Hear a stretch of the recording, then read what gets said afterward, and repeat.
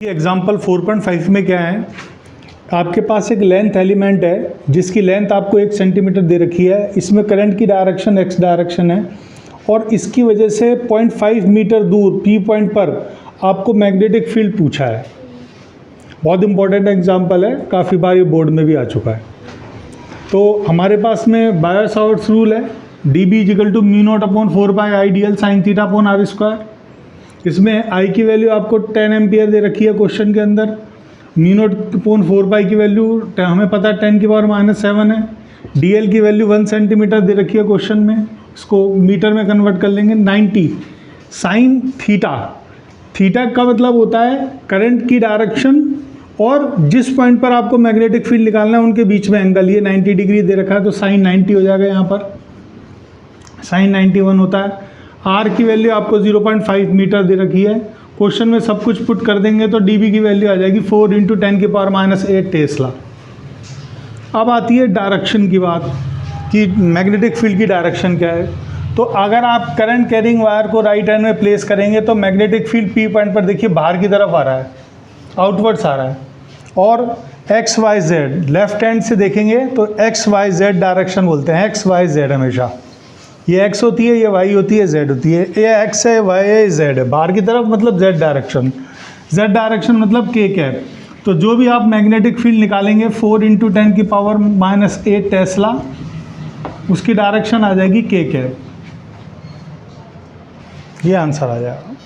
देखिए एग्जाम्पल 4.6 में क्या है, 12 एम्पियर का करंट है और एक वायर को इस तरह से बेंड कर दिया है सेमी सर्कल में, तो उसकी रेडियस 2 सेंटीमीटर है। तो हमें बताना है कि इस स्ट्रेट सेगमेंट की वजह से इस पॉइंट पर मैग्नेटिक फील्ड कितना है। तो अगर मैं केवल इस स्ट्रेट सेगमेंट को कंसीडर करूं तो देखिए यहाँ पर मान लीजिए मैं छोटा सा एक लेंथ एलिमेंट ले लूँ dl, इसकी वजह से अगर मैं यहाँ पे मैग्नेटिक फील्ड निकालूँ तो आ जाएगा dB = μ0/4π I dl sin θ/r²।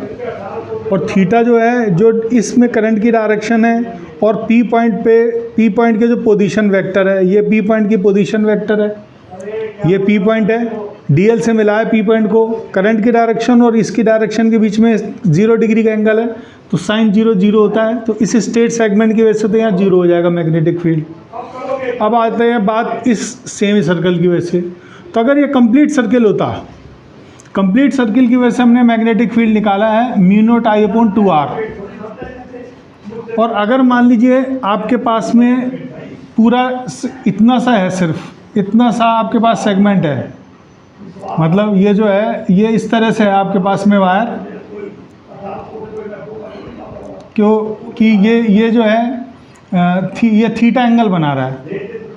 तो मैग्नेटिक फील्ड यहाँ पर जो होगा वो होगा μ0I/2r θ/360 डिग्री। अगर पूरा एंगल बना रहा होता तो 360/361 हो जाता। अभी थीटा एंगल बना रहा है तो θ/360 हो जाएगा। और इसके अंदर अगर हम देखें तो ये 180 डिग्री एंगल बना रहा है यहाँ पर। तो ये जो मैग्नेटिक फील्ड आएगा ये आएगा μ0I/2r 180 degree upon 360 degree, that is 2। तो μ0I/4r आ जाएगा। इस जो सेमी सर्कल वायर है इसकी वजह से जो मैग्नेटिक फील्ड आएगा वो μ0I/4r आ जाएगा। और जो डायरेक्शन है मैग्नेटिक फील्ड की वो हम राइट हैंड थंब रूल से कर सकते हैं। तो राइट हैंड रूल से ये जो डायरेक्शन है ये इनवर्स आएगी, इसकी जो डायरेक्शन है मैग्नेटिक फील्ड की ये इनवर्स आएगी। देखिए एम्पियर सर्कुटल रूल की बात कर रहे हैं हम। एम्पियर सर्कुटल रूल सेकंड रूल है जो मैग्नेटिक फील्ड को बताता है। फर्स्ट रूल हमने बायो-सावर्ट्स रूल पढ़ा है, सेकंड एम्पियर सर्कुटल रूल है। और इसके अंदर लेंथ एलिमेंट की ज़रूरत नहीं है, ये पूरे वायर की वजह से एक साथ निकल लेता है। ये कहता है line integral of magnetic field for a close path is equal to product of μ0 and I enclosed.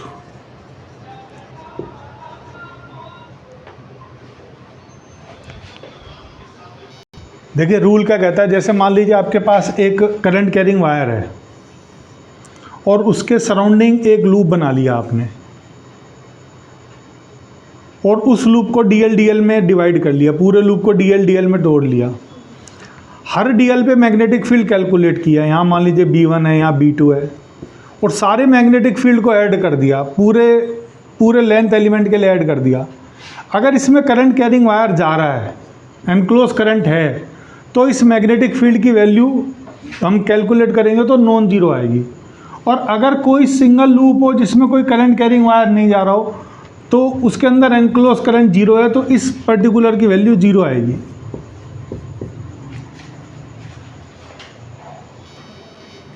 देखिए ये एम्पियर सर्कुलर रूल की फर्स्ट एप्लीकेशन है। Magnetic field at any point due to current carrying wire of infinite length. आपके पास infinite length का wire है और इस इनफाइनाइट लेंथ के वायर में स्ट्रेट वायर है, इसमें करंट की वैल्यू आई है। इससे आर डिस्टेंस दूर पॉइंट P है जहाँ पर हमें मैग्नेटिक फील्ड फाइंड करना है।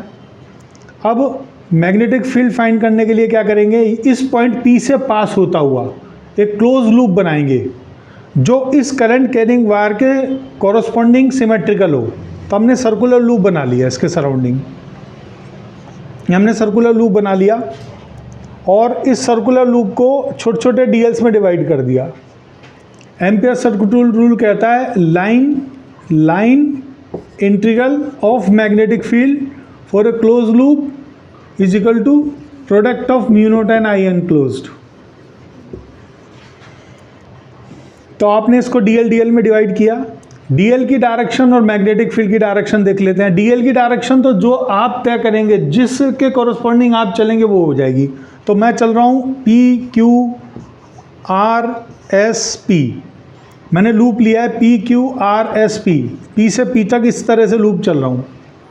और जैसे ये वायर है, ये पॉइंट P है जहाँ पे मैग्नेटिक फील्ड चाहिए, तो ये अगर हम राइट हैंड थंब रूल से देखें तो मैग्नेटिक फील्ड इन्वर्स आ रहा है, तो यहाँ मैग्नेटिक फील्ड की वैल्यू इन्वर्स आ रही है। और डीएल भी हम इसी के अलोंग चल रहे हैं, PQRSP। डीएल की डायरेक्शन भी यही है, तो मैग्नेटिक फील्ड और डीएल की डायरेक्शन सेम है। डीएल मतलब जो आप चल रहे हैं, जिसके अलोंग आप चल रहे हैं वो डीएल की डायरेक्शन है, और magnetic field right hand thumb rule से आपने फाइंड कर लिया। तो दोनों के बीच में एंगल 0 डिग्री आ गया, तो ये आ गया BDL cos 0 degree from PQRSP is equal to mu naught. एक बार करंट इसमें से पास हो रहा है तो एनक्लोज करंट हो गया आई। अब तो आप देखिए जितने भी डीएल एलिमेंट्स हैं, ये DL DL DL DL DL, ये करंट कैरिंग वायर है, इस तरह का करंट कैरिंग वायर है, और ये हमारे पास लूप है। तो लूप के सारे DL DL DL DL current carrying wire से सेम डिस्टेंस पर है, तो इस करंट कैरिंग वायर का जो मैग्नेटिक फील्ड होगा इन सारे पॉइंट्स पे सेम होगा। तो सारे डीएल पर मैग्नेटिक फील्ड सेम है, तो मैग्नेटिक फील्ड सेम को बाहर ले लेंगे, हम इंटीग्रेशन से बाहर ले लेंगे, अंदर आ जाएगा dl is equal to mu naught I enclosed B. सारे डीएल को ऐड करेंगे तो डीएल डीएल डीएल ऐड करेंगे तो ये 2πr आ जाएगा फिजिकल टू म्यू नॉट आई। तो मैग्नेटिक फील्ड आ जाएगा म्यू नॉट आई अपॉन 2πr। ये मैग्नेटिक फील्ड की वैल्यू आ जाएगी।